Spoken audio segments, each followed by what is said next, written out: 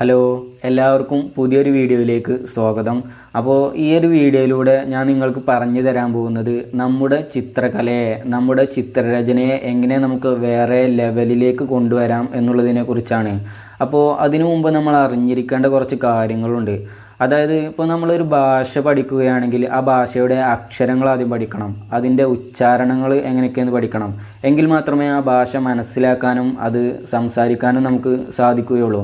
ഇതേപോലെ തന്നെയാണ് നമ്മളൊരു ചിത്രം വരച്ചുണ്ടാക്കുമ്പോൾ അതിൻ്റെ കൂട്ടുകൾ എന്തൊക്കെയെന്ന് മനസ്സിലാക്കണം. ഈ കൂട്ടുകൾ അറിഞ്ഞാൽ മാത്രമേ നമുക്കൊരു ചിത്രം നല്ല രീതിയിൽ വരച്ച് ക്രിയേറ്റ് ചെയ്തെടുക്കാൻ സാധിക്കുകയുള്ളൂ. ഈ കൂട്ടുകളെ നമുക്ക് എലമെൻറ്റ്സ് ഓഫ് ആർട്ട് എന്ന് വിളിക്കാം. അപ്പോൾ ഈ എലമെൻറ്റ്സ് ഓഫ് ആർട്ട് നമ്മൾ പഠിച്ചു കഴിഞ്ഞാൽ മാത്രമേ നമുക്ക് നമ്മുടെ ഡ്രോയിങ്സിനെ നല്ല രീതിയിൽ ഇമ്പ്രൂവ് ചെയ്ത് മുന്നോട്ട് കൊണ്ടുപോകാൻ സാധിക്കുകയുള്ളൂ. അപ്പോൾ ഞാൻ നിങ്ങൾക്ക് ഏതൊക്കെയാണ് ഈ എലമെൻറ്റ്സ് എന്ന് പറഞ്ഞു തരാം. ഇതിൽ ഒന്നാമത് വരുന്ന എലമെൻറ്റ് ലൈന്, രണ്ടാമത് വരുന്ന എലമെൻറ്റ് ഷേപ്പ്, മൂന്നാമത് വരുന്ന എലമെൻറ്റ് വാല്യൂ, നാലാമത് വരുന്ന എലമെൻറ്റ് ടെക്സ്ചർ, അഞ്ചാമത് വരുന്ന എലമെൻറ്റ് സ്പേസ്, ആറാമത് വരുന്ന എലമെൻറ്റ് ഫോം, ഏഴാമത് വരുന്ന എലമെൻറ്റ് കളറ്. അപ്പോൾ ഈ 7 എലമെൻറ്റ്സാണ് നമുക്ക് എലമെൻറ്റ്സ് ഓഫ് ആർട്ടിൽ പഠിക്കാനുള്ളത്.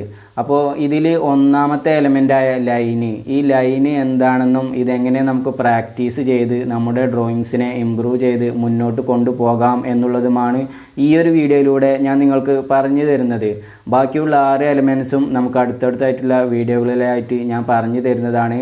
അപ്പോൾ നമുക്ക് ഒന്നാമത്തെ എലമെൻ്റായ ലൈന് എന്താണെന്നും അതെങ്ങനെ പ്രാക്ടീസ് ചെയ്യാം എന്നുള്ളതൊക്കെ ഈ ഒരു വീഡിയോയിലൂടെ കണ്ട് മനസ്സിലാക്കാം.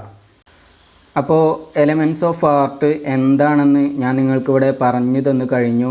ഇനി അതിലെ ഒന്നാമത്തെ എലമെൻ്റായ ലൈന് എന്താണെന്ന് ഞാൻ നിങ്ങൾക്ക് പറഞ്ഞു തരാം.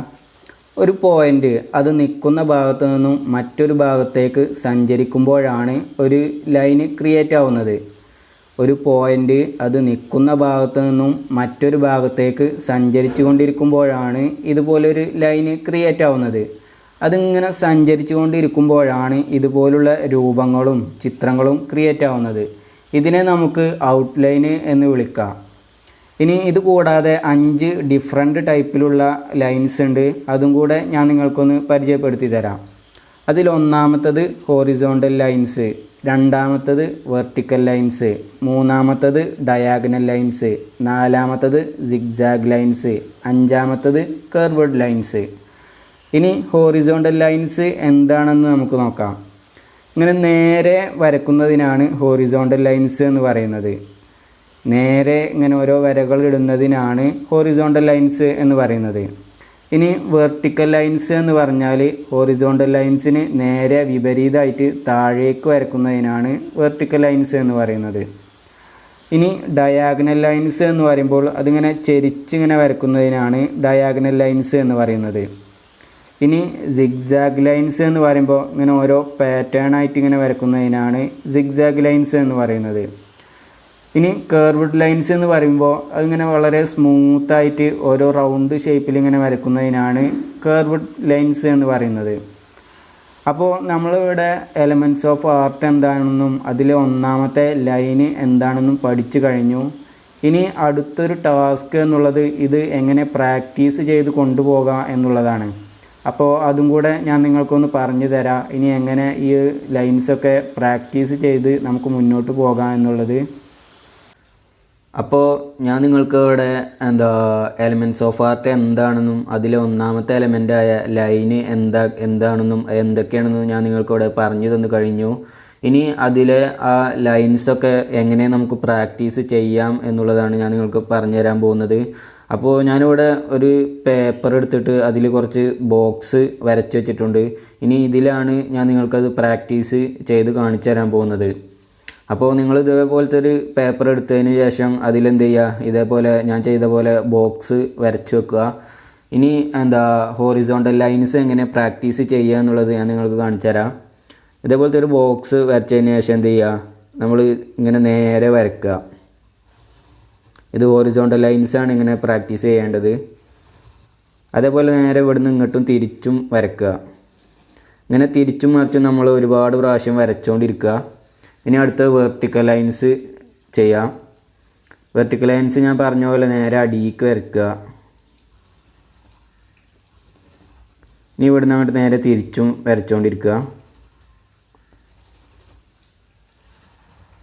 ഇതിപ്പോൾ നമ്മൾ എന്താ ഇങ്ങനെ ഒരു ബോക്സ് ഇട്ടതിന് ശേഷം ഈ ബോക്സ് മുഴുവനായിട്ട് നമ്മൾ വരക്കണം. ഇതിപ്പോൾ ഞാൻ നിങ്ങൾക്ക് കാണിച്ചു തരാൻ വേണ്ടിയിട്ടാണ് മുഴുവനായിട്ട് വരക്കാത്തത്.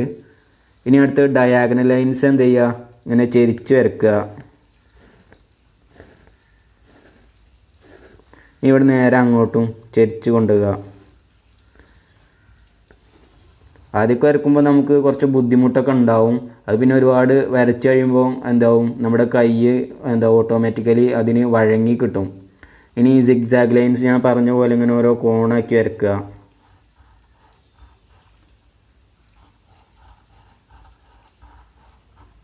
ഇനി ഇവിടെ നേരെ തിരിച്ചു കൊണ്ടുവരിക.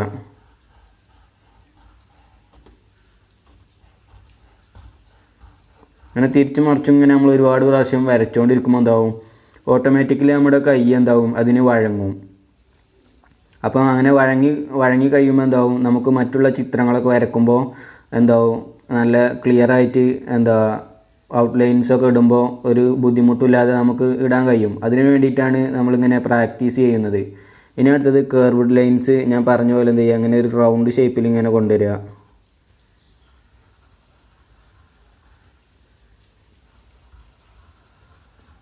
നേരെ തിരിച്ചും ഇങ്ങനെ ഒരുപാട് പ്രാവശ്യം നമ്മൾ ചെയ്ത് കഴിയുമ്പോൾ കൈ ഓട്ടോമാറ്റിക്കലി ശരിയായി കിട്ടും. ഇതിപ്പോൾ ഇങ്ങനെ ബോക്സ് ഇട്ട് ചെയ്യേണ്ടത് ബിഗിനേഴ്സായിട്ടുള്ള ആളുകളാണ്. ഡ്രോയിങ് ചെയ്ത് തുടങ്ങുന്നവരാണ് ഇങ്ങനെ ചെറിയ ചെറിയ ബോക്സ് ഇട്ടുകൊണ്ട് അതിൽ പ്രാക്ടീസ് ചെയ്ത് പഠിക്കേണ്ടത്. അത്യാവശ്യം വരക്കാനൊക്കെ അറിയുന്നവരാണ് എന്ത് ചെയ്യുക, ഇതുപോലെ വലിയൊരു ബോക്സ് വരച്ചതിന് ശേഷം എന്ത് ചെയ്യുക, അതിലിങ്ങനെ വരക്കുക. വലിയൊരു ബോക്സ് ചെയ്തതിന് ശേഷം അത്യാവശ്യം വരക്കാൻ അറിയുന്നവർ ഇങ്ങനെ വലിയ ബോക്സിൽ ചെയ്താൽ മതി. അല്ലാത്തവർ എന്ത് ചെയ്യുക, ഞാൻ കാണിച്ചെന്ന പോലെ ചെറിയ ബോക്സിൽ വരച്ചാൽ മതി. പിന്നെ ഒരുപാട് വരച്ചതിന് ശേഷം വലിയ ബോക്സ് വരച്ചാണ്ട് ചെയ്താൽ മതി. ഇനി ഇങ്ങനെ തിരിച്ചും ചെയ്യുക. ഇങ്ങനെ തിരിച്ചും മറിച്ചും ഒരുപാട് പ്രാവശ്യം ചെയ്ത് കഴിയുമ്പോൾ നമ്മുടെ കൈ ഓട്ടോമാറ്റിക്കലി വരയോട് അങ്ങോട്ട് വഴങ്ങി കിട്ടും. ഇങ്ങനെ ചെയ്യുന്നത് എന്തിനാന്ന് ചോദിച്ചു കഴിഞ്ഞാൽ, ഇപ്പോൾ ഞാനടക്കമുള്ള ഒരുപാട് ആളുകൾ ചെയ്യുന്ന രീതിയാണ്, നമ്മൾ ഒരു പിക്ചറൊക്കെ വരക്കാൻ വേണ്ടി ഇരിക്കുമ്പോൾ അതിൻ്റെ ഔട്ട്ലൈനേക്കാൾ ആദ്യം ഇടുക. ഔട്ട്ലൈൻ ഇടുമ്പോൾ എന്താവും, നമ്മൾ ഇങ്ങനെ മുറിച്ചാണ് കൊണ്ടുപോകൽ. അപ്പോൾ ഇങ്ങനെ കൊണ്ടുപോകുന്നത് ശരിയല്ല. അപ്പോൾ അത് നേരെ ഡയറക്റ്റായിട്ട് നമുക്ക് കൊണ്ടുപോകാൻ കഴിയണം. അങ്ങനെ കൊണ്ടുപോകാൻ കഴിയണമെന്നുണ്ടെങ്കിൽ നമ്മുടെ കൈ ഓട്ടോമാറ്റിക്കലി ഒരുപാട് പ്രാവശ്യം വരച്ചാണ്ട് വഴങ്ങി കിട്ടണം. അപ്പോൾ അതിന് ഏറ്റവും സിമ്പിളായിട്ടുള്ള പ്രാക്ടീസാണ് ഇങ്ങനെ ഓരോ ലൈൻസൊക്കെ നമ്മൾ വരച്ച് ഒരു പേപ്പറോ അല്ലെങ്കിൽ ഇതിനായിട്ട് ഒരു നോട്ട്ബുക്കൊക്കെ ഉണ്ടെന്നുണ്ടെങ്കിൽ എന്ത് ചെയ്യുക, അങ്ങനെ ഒരുപാട് പ്രാവശ്യം നമ്മൾ പ്രാക്ടീസ് ചെയ്യുമ്പോൾ നമ്മുടെ കൈ ഓട്ടോമാറ്റിക്കലി ഇതിന് വഴങ്ങി കിട്ടും.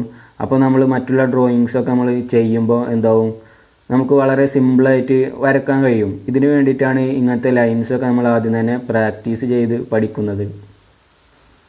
അപ്പോൾ ഞാൻ നിങ്ങൾക്കിവിടെ എലമെൻറ്റ്സ് ഓഫ് ആർട്ട് എന്താണെന്നും അതിലെ ഒന്നാമത്തെ എലമെൻ്റായ ലൈന് എന്താണെന്നും അത് എങ്ങനെ പ്രാക്ടീസ് ചെയ്ത് നമ്മുടെ ഡ്രോയിങ്സിനെ ഇമ്പ്രൂവ്മെൻറ്റ് ചെയ്ത് മുന്നോട്ട് പോകാം എന്നൊക്കെ ഞാൻ നിങ്ങൾക്കിവിടെ പറഞ്ഞു തന്നു. ഈ ഒരു രീതിയിൽ നമ്മൾ പ്രാക്ടീസ് ചെയ്ത് കഴിഞ്ഞാൽ നമ്മുടെ ഡ്രോയിങ്സിൽ നമുക്ക് നല്ല രീതിയിലൊരു വളർച്ച കൊണ്ടുവരാൻ സാധിക്കും. അപ്പോൾ ഇനി അടുത്ത 6 എലമെൻറ്റ്സും അടുത്ത ഓരോരോ വീഡിയോകളായിട്ട് നമുക്ക് ചെയ്യാം. അതിനായിട്ട് നിങ്ങൾ ഈ ചാനൽ സബ്സ്ക്രൈബ് ചെയ്യാത്തവരാണ് എന്നുണ്ടെങ്കിൽ വേഗം പോയിട്ട് എന്ത് ചെയ്യുക, ഈ ചാനൽ സബ്സ്ക്രൈബ് ചെയ്യാൻ ശ്രമിക്കുക. പിന്നെ ഈ ഒരു വീഡിയോ നിങ്ങൾക്ക് ഇഷ്ടപ്പെട്ടിട്ടുണ്ടെങ്കിൽ ഈ ഒരു വീഡിയോയ്ക്ക് ഒരു ലൈക്കും കൊടുക്കുക. ഇനി ഇഷ്ടപ്പെട്ടിട്ടില്ല എന്നാണെങ്കിൽ ഡിസ്ലൈക്കും കൊടുത്തോളൂ, കുഴപ്പമില്ല. അവിടെ 2 ഓപ്ഷനും ഓണായിട്ട് കിടക്കുന്നുണ്ട്. അതിലേത് വേണമെങ്കിലും നിങ്ങൾക്ക് ചൂസ് ചെയ്യാം. പിന്നെ ഈ ഒരു വീഡിയോയെക്കുറിച്ചുള്ള നിങ്ങളുടെ അഭിപ്രായങ്ങൾ എന്ത് ചെയ്യുക, താഴെ കാണുന്ന കമൻറ്റ് സെക്ഷനിൽ കമൻ്റായിട്ട് രേഖപ്പെടുത്തുക. നിങ്ങൾക്ക് എന്നോട് തിരിച്ച് പ്രതികരിക്കാനുള്ള ഒരേ ഒരു ഓപ്ഷൻ എന്ന് പറയുന്നത് താഴെ കാണുന്ന കമൻറ്റ് സെക്ഷനാണ്. അപ്പോൾ അത് നിങ്ങൾ പരമാവധി ഉപയോഗപ്പെടുത്താൻ ശ്രമിക്കുക. പിന്നെ നിങ്ങൾക്ക് എന്നോട് തിരിച്ചൊന്നും പറയാനില്ല എന്നാണെങ്കിൽ ഒരു ഹായ് എങ്കിലും പറഞ്ഞിട്ട് പോവുക. അപ്പോൾ പിന്നെ വേറെ കാര്യമായിട്ടൊന്നും പറയാനില്ല. ഇനി എന്തായാലും അടുത്തൊരു വീഡിയോയിൽ കാണുന്നത് വരെ എല്ലാവർക്കും ചെറിയൊരു ബായ്. പുറത്ത് നല്ല മഴ പെയ്യുന്നുണ്ട് കേട്ടോ.